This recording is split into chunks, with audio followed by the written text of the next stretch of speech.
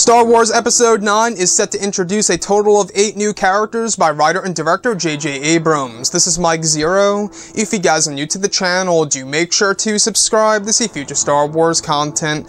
Now, one thing that a lot of people out there that they are very concerned about, including myself, has all to do with this movie having way too many characters that'll make it feel way too overcrowded and taking away screen time from some of the main characters, like Kylo Ren, Rey, Luke, Leia, Lando, etc.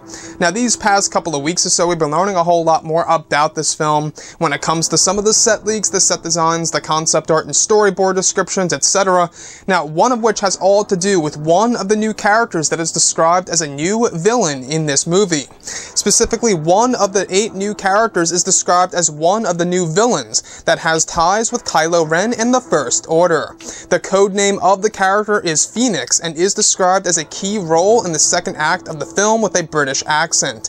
His outfit is described as a black outfit with a long white cape and an eye patch, with a couple of battle scars on his face. It's said that he has 2 prosthetic hands and is a very aggressive character. Said character is said to have a crucial role during the end of the second act of the film that will advance the character of Kylo Ren. It's also described that the character has salt and pepper hair and has a blaster and a holster. So I really want to go over a couple of details about this new character that is described as a new villain in Episode 9 that seems to be more around the lines of a Director Krennic-esque character in the final installment of this current trilogy by JJ. Now, the first thing that really does stand out to me is the mention of him having a British accent. This is what leads me to believe that this is going to be Richard E. Grant's character in Episode 9. Now, we do know that Richard E. Grant is also going to have a key role in this film, just as this one will. Now, we do know that Richard E. Grant is best at playing a villain. We've seen him in Logan. He did a fantastic job, and I think it's what J.J. Abrams actually came across and made him decide to bring himself into Star Wars Episode 9. Now, the other thing that really does interest me is how this character has 2 prosthetic hands. Now, if you think about it this way, we haven't seen this all too much aside from Luke Skywalker in, of course, The Last Jedi having one. This one actually has 2 of them. So it's kind of like imagining if Dooku lost his hands and survived and got 2 prosthetic hands. That's what I'm kind of imagining in my head.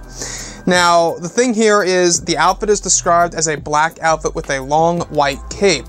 Now, this is somewhat more of a reverse of what Director Krennic had in Rogue One, where his outfit was actually white and white. So what I love about this whole entire movie is that they're introducing these new mysterious characters that are going to have key roles in the film.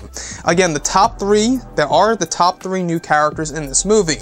The one that's being portrayed by Kerry Russell, the one that's being portrayed by Matt Smith, and then finally Richard E. Grant. Those are the top 3 ones. Dominic Monaghan, by the way, he's only going to be a major part of the first act of the movie, and his role will eventually decline as the movie goes through from start to finish.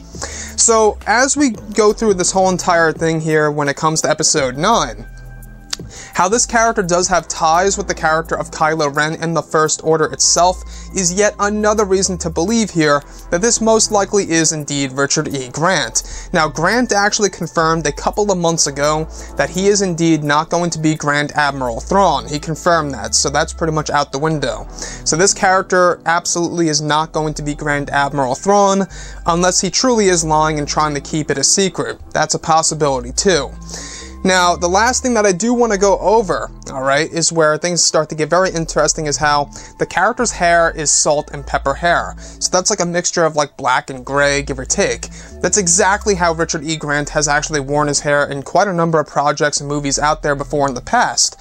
So, I think that what JJ is doing here, he's trying to create like a side villain that's actually sided with Rey, or should I say Kylo Ren, over General Hux, because we do know that Hux isn't going to be quite as big of a character as we all think he's going to be in Episode 9. He's going to have a completely different role in this movie that's actually going to blur the lines between villain and hero. And that's, I think, going to line directly up with the plot leak that we heard about a couple of months ago, that Hux actually gets captured by the Resistance 1 year after the events of The Last Last Jedi. So anyways, guys, let me know what you think about this mysterious new villain in Episode 9, codenamed Phoenix. I'm not quite sure why he is codenamed Phoenix. We'll have to wait and see exactly what that means when we get the official character name.